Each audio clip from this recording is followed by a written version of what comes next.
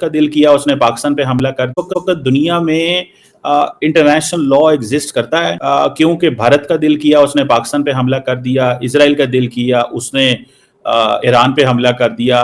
Doctor صاحب یہ بڑا اہم سوال ہے، اس کا سادہ جو جواب ہے وہ تو یہ کہ بالکل ایگزسٹ نہیں کرتی، بیکاز جا بجا ہمیں وائلیشنز نظر آتی ہیں۔ برکس کی کیا ویلیو ہے؟ ایک ٹرمپ نے کہا تھا کہ خبردار اگر تم لوگوں نے کرنسی بنائی میں سب پہ سینکشن لگا دوں گا، تو بھارت نے کہہ دیا جی ہمارا تو کوئی لینا دینا نہیں ہے۔ پہلے تو بھارت کا تاثر اچھا نہیں ہے، بھارت کو تو ویسٹرن ایجنٹ سمجھا جا رہا ہے، یہ برکس میں بھی اس کا اظہار ہوا ہے، ایس سی او میں بھی اظہار ہوا ہے، اور غالباً بھارت کو برکس سے نکالنے کی بھی باتیں ہم نے سنی پچھلے دنوں کے اندر، اور اس کی جگہ پہ آفر دی گئی انڈونیشیا کو۔ وہ جو آئے ہیں برکس کے اندر وہ انڈونیشیا کو آفر دی گئی ہے کہ آپ آئیں، ایک پروپوزل ہے آپ آ جائیں، جس پہ چائنا اور رشیا غالباً راضی ہیں، اور برازیل کو اور ساؤتھ افریقہ کو کانفیڈنس پہ لینا چاہتے ہیں۔ جی اللہ دوستو، میں ہوں قمر چیمہ، امید آپ لوگ ٹھیک ہوں گے۔ دوستو میرے ساتھ موجود ہیں پروفیسر ڈاکٹر منور حسین، آپ انٹرنیشنل ریلیشنز کے پروفیسر ہیں قائد اعظم یونیورسٹی میں، اور انٹرنیشنل سسٹم کو، انٹرنیشنل پالیٹکس کو بہت اچھے سے جانتے ہیں۔ ڈاکٹر صاحب آپ کے وقت کا بہت شکریہ سر۔ بہت شکریہ چیمہ صاحب، always feel honoured to be in your show sir. Thank you سر۔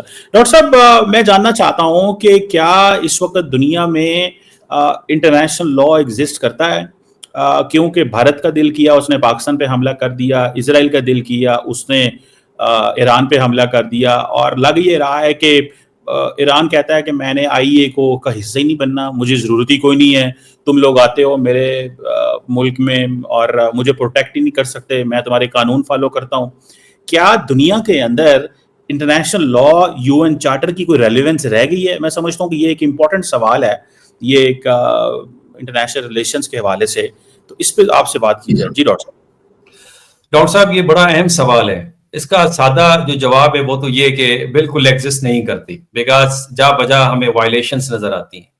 لیکن اس کو اگر آپ گہرائی سے دیکھیں تو جب ہم یہ بات کرتے ہیں کہ انٹرنیشنل لا یا انسٹیٹیوشنز کی نہیں چل رہی، تو اس کا مقصد جو موجودہ اسٹرکچر ہے انٹرنیشنل سسٹم کا جو امریکہ نے بنایا ہے وہ ایگزسٹ ہی نہیں کرتا، because by definition international structure, international system کا مطلب یہ ہے کہ وہ اسٹرکچر جو انٹریکشنز کو ریگولیٹ کرے۔ اب وہ ریگولیٹ کس طرح سے کرتا ہے؟ وہ انٹرنیشنل انسٹیٹیوشن سے کرتا ہے اور رول سے کرتا ہے، جسے آپ انٹرنیشنل لا کہتے ہیں۔ اور اگر رول یا لا یا انٹرنیشنل انسٹیٹیوشنز یا آرگنائزیشنز ان کی چل ہی نہیں رہی اور وہ افیکٹو نہیں ہے، مطلب یہ کہ سسٹم ایروڈ ہو چکا ہے، سسٹم ختم ہو چکا ہے، اور ایک ایسا اسپیس کریٹ ہوا ہے جسے غالباً ایک نیا سسٹم جگہ جس کی لے گا، اور اس کے آثار نظر آ رہے ہیں۔ ڈاکٹر صاحب مثال کے طور پہ آپ کو کیا لگتا ہے کہ جو برکس بنی ہے، گو کہ اب تک اتنی ایفیشنٹلی ایکٹیو نہیں ہے اور ڈکٹیٹ نہیں کر پا رہی، لیکن کم از کم ایک پلیٹ فارم آ گیا ہے جہاں پہ ایک نئی currency, new pattern of trade کی بات ہو رہی۔ آپ کو کیا لگتا ہے ڈاکٹر صاحب کہ جب انٹرنیشنل آرگنائزیشن فار میڈیشن وجود میں آتی ہے، because mediation, conflict management, open diplomacy تو یو این کا کام ہے، تو why do we need another organization for mediation by the way? So آہستہ آہستہ آپ دیکھیں گے کہ نیا سسٹم وجود میں آ رہا ہے۔ اور ڈاکٹر صاحب اگر آپ انٹرنیشنل سسٹم کی تاریخ کو دیکھیں، جب بھی ایک سسٹم ایروڈ ہوا ہے تو وہ اسی طرح سے آہستہ آہستہ آہستہ ہوا ہے۔ جیسے مثال کے طور پہ اگر آپ 19 سینچری میں کنسرٹ آف پاور کا سسٹم دیکھیں تو اس سسٹم کے اندر بھی جو لیگ آف نیشن بنی، اسے اسی طرح آہستہ آہستہ وائلیٹ کیا گیا۔ جرمنی کو اپیز کیا گیا، جس طرح آج اسرائیل کو اپیز کیا جاتا ہے، انڈیا کو اپیز کیا جاتا ہے۔ اپیزمنٹ کی وجہ سے آپ نے دیکھا کبھی فن لینڈ پہ حملہ ہو رہا ہے، کبھی ایبیسینیا پہ اٹلی حملہ کر رہا ہے، کبھی فرانس کی حکومت کے اندر وچی گورنمنٹ قائم ہوتی ہے، پولینڈ کو آدھا آدھا کر کے، آدھا رشیا آدھا جرمنی، اسے تقسیم کر دیتا ہے، معاملہ جرمنی تک اور بعد میں پرل ہاربر تک جاتا ہے۔ تو کہنے کا مقصد یہ کہ سسٹم پھر ایروڈ ہوا، نتیجہ بہت بڑی جنگ ہوئی، مینجمنٹ فیل ہو گئی، اور اس کے نتیجے میں ایک نیا سسٹم وجود میں آیا۔ اور ڈاکٹر صاحب اس میں ایک اہم بات ہے کہ جب ایک سسٹم سے دوسرے سسٹم میں ٹرانسفارمیشن ہوتی ہے تو اکثر آپ ایک طویل جنگیں دیکھتے ہیں، 100 ایئرس وارز، 30 ایئرس وار، پہلی جنگ عظیم، دوسری جنگ عظیم، لیکن سم ٹائمز پاور بڑا پیسفلی بھی ٹرانسفر ہوتا ہے، جیسے برطانیہ سے امریکہ کی طرف ٹرانسفر ہوا ہے۔ اب دیکھنا یہ کہ جو آج کا سسٹم جو بظاہر انفیکٹو نظر آ رہا ہے، اور یہ الفاظ زد عام ہیں، ہر کسی کی زبان پہ ہیں، کیا یہ جو پاور کی ٹرانسفارمیشن ہے یہ پیسفل رہتی ہے یا پھر یہ کانفلکٹ کی طرف لے جاتی ہے، اور کانفلکٹ سے یہ کرائسس، اور کرائسس سے بہت بڑی جنگ کی طرف جاتے ہیں؟ اب تک جتنے بھی وارز ہو رہی ہیں ان کو میں کہتا ہوں کرائسس. یہ مینج ہو رہی ہیں نا ون وے اور دا ادر. لیکن ساتھ ساتھ جو بین الاقوامی قوانین ہیں IAEA کے جیسے قوانین ہیں وہ پامال ہوتے نظر آئے. ICJ کی جو ورڈکٹس ہیں ان پہ عمل درآمد نہیں ہو رہا. UN کی درجنوں ریزولوشنز ہیں فلسطین پہ, عمل درآمد نہیں ہو رہا. سیکیورٹی کونسل کے اندر بحث ہے کہ کیا سیکیورٹی کونسل جو ہے یہ ایفیشنٹ ہے انیفیشنٹ ہے. ایک اعتراض یہ ہے کہ یہاں ڈیموکریٹک پرنسپل نظر نہیں آتا.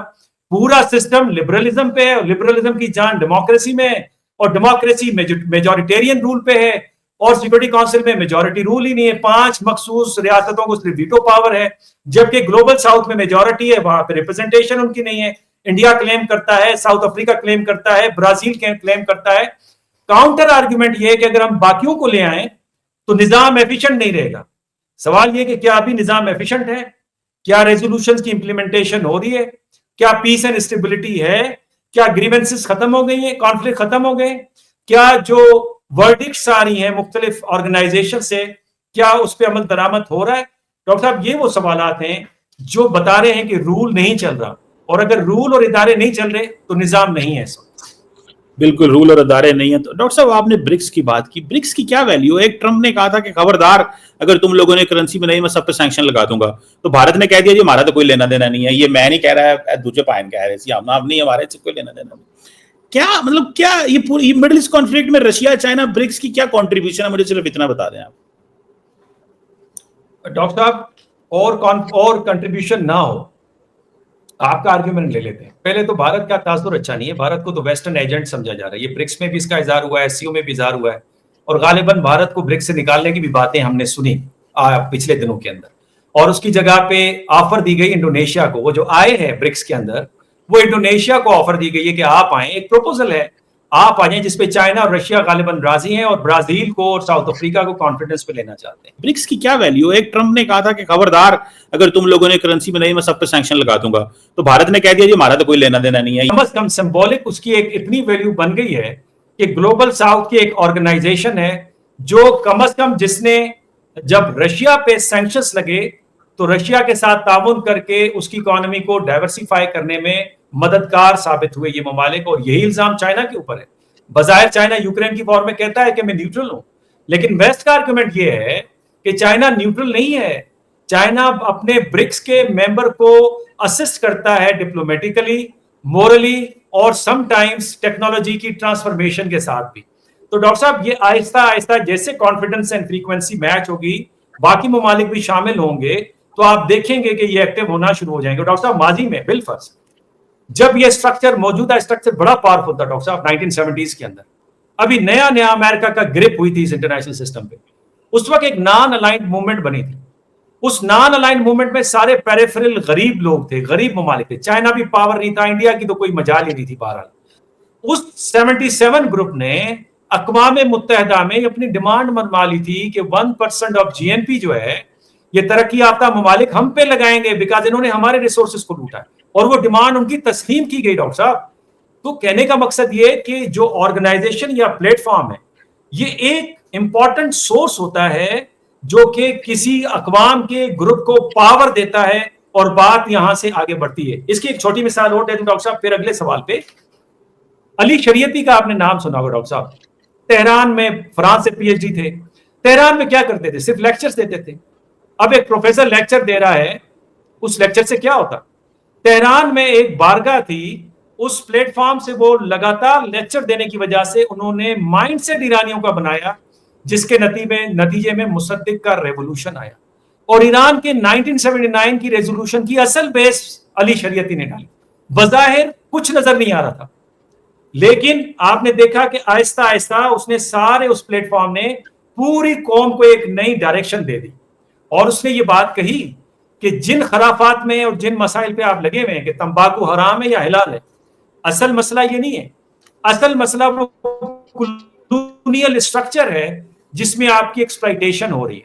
اور ڈاکٹر صاحب جو نیو مارکسزم ہے, جو مارکسزم کی برین چائلڈ ہے, جو سپر اسٹرکچر کو بھی کنسیڈر کرتی ہے اکنامک موڈ آف پروٹیکشن کے علاوہ, ان کا کہنا یہ ہے کہ آپ کو ریئل ایمنسیپیشن آپ کے پاس نہیں ہے.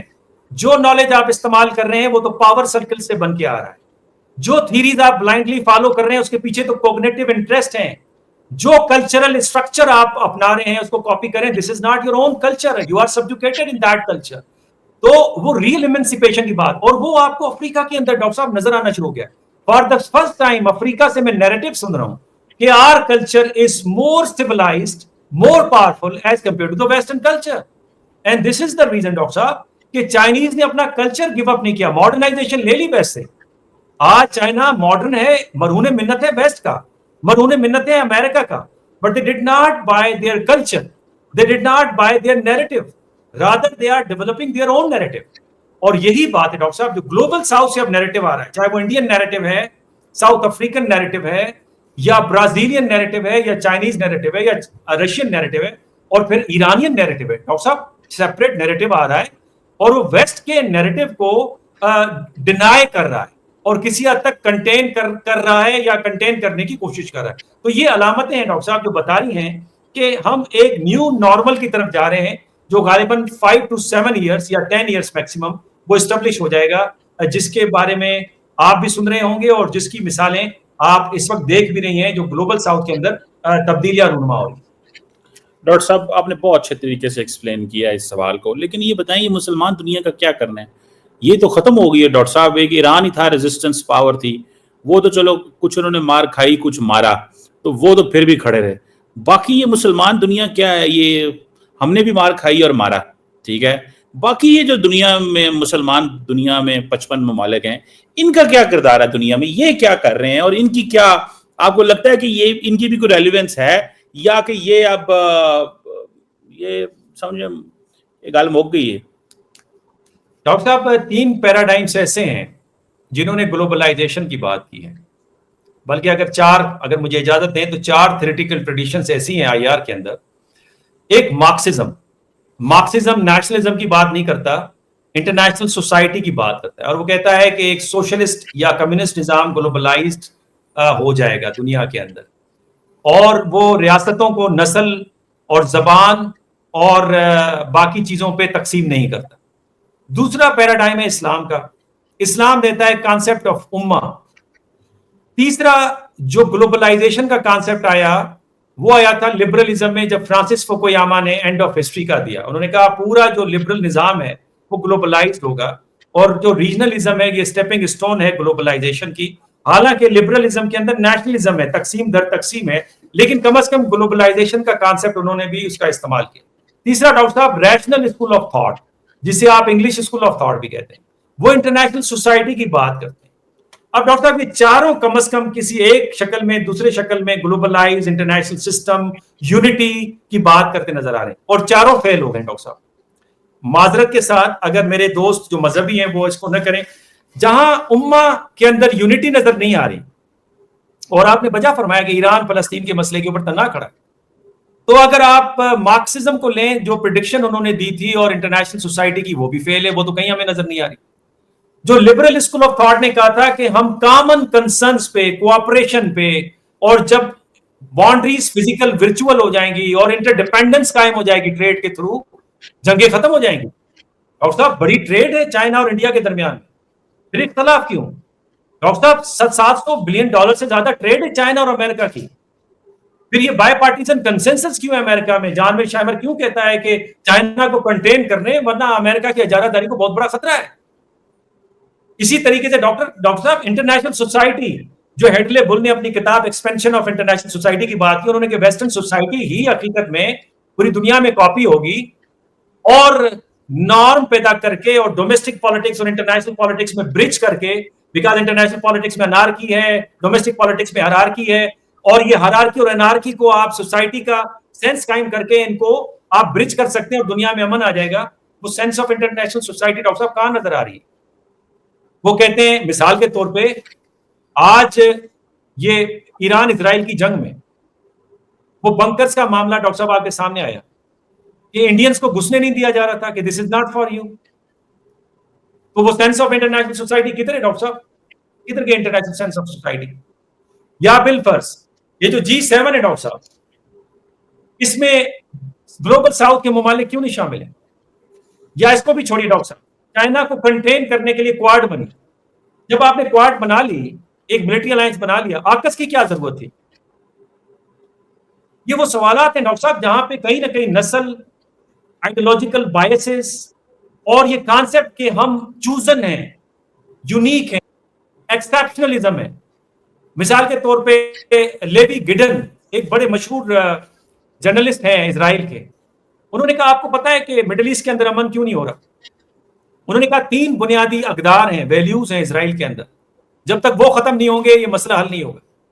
نمبر 1 یہ کہ وہ سمجھتے ہیں کہ ہم خدا کے چنے ہوئے ہیں، ہمیں پرومسڈ لینڈ ہے، لہذا ہم پہ انٹرنیشنل لا لاگو نہیں ہوتا.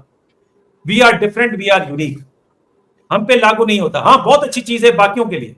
دوسرا ڈاکٹر صاحب کہ ہم ہی واحد مظلوم ہیں، ہم ہی وہ کمیونٹی ہے جس کو سب سے زیادہ پروسیکیوٹ کیا گیا. اور یہ حقیقت بھی ہے، یہ گیڈوس میں رہتے تھے.